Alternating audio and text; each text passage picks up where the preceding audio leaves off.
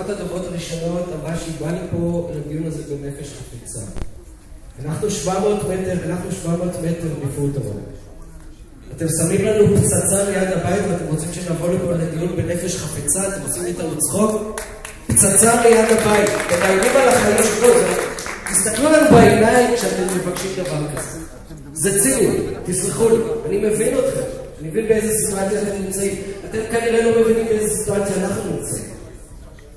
אתם יודעים כמה שנים אנחנו נאבקים בפרוטרום, כולל בתי משפט, עד שסוף סוף הצלחנו לחסל את המפעל הזה, ושלא יקימו מפעל חדש, התחייב לנו השר במדינת ישראל, שלום שמחון, התחייב לנו במפורש, שבמקום הזה לא יקום מפעל, לא מסוכן ולא מזהם.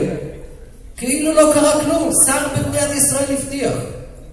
אין רציפות שלטונית, לא מעבירים הודעות מאחד לשני. סלחו לי, זה ציניות אחת גדולה. זה בגלל שהבטיח הוא שר, כן. תראו, אני לא הבנתי מאיפה אתם לוקחים את ה-600 מטר. אבל אני הבנתי גם שהרצפטורים למשל לא כוללים את כביש מספר 4 שעובר 400 מטר משם ונוסעות שם אלפי מכוניות בכל שעה. והבית שלי 500 מטר. או 500 מטר. אז זה כאילו, זה לא רצפטור, אז לזה לא מתייחסים. מה, זה לא מסוכן? מה, זה צחוק מעבודה.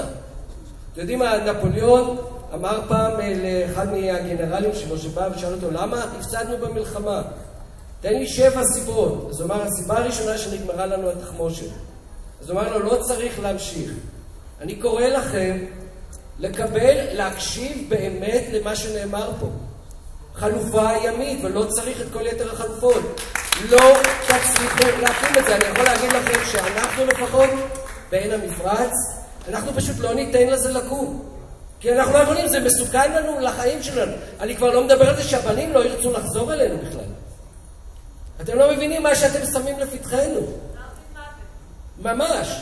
אז בשבילכם זה עוד אופציה על הנייר, לנו זה החיים. אני לא אדבר על כל הדברים. אנחנו פשוט לא ניתן לזה לקרות. משפט אחרון. משפט אחרון.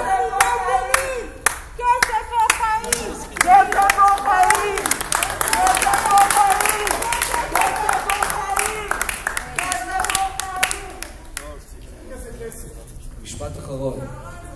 יש מין מודל כזה שמדבר על זה כשרוצים לשתף ציבור במשהו, אז צריך ששני תנאים יתמלאו. אחד זה הוגנות התהליך, ושתיים זה הוגנות התוצר. על הוגנות התהליך אפשר להתווכח. אם אתם עושים את זה נכון, ואם זה שיתוף אמיתי, האם שיתוף אמיתי זה שאתם מיידעים את הציבור, או שיתוף אמיתי זה שהוא שותף אמיתי באמת בקבלת ההחלטות. לפי דעתי רק שותפות בקבלת החלטות היא שיתוף אמיתי. כל היתר זה די צחוק מעבודה. זה כדי שמישהו יוכל לעשות וי או לתת לגיטימציה למישהו שלא יכול לקבל אותה בדרך אחרת. אני לא אתן לכם לגיטימציה. אבל מעבר לזה, ברגע ואנחנו מרגישים מאוד חזק שהתנאי של הוגנות התוצר פשוט לא מתקיים. ולכן פשוט אין סיכוי שבדרך כזאת או אחרת נתמוך בזה ונאפשר לזה לקום. תודה רבה.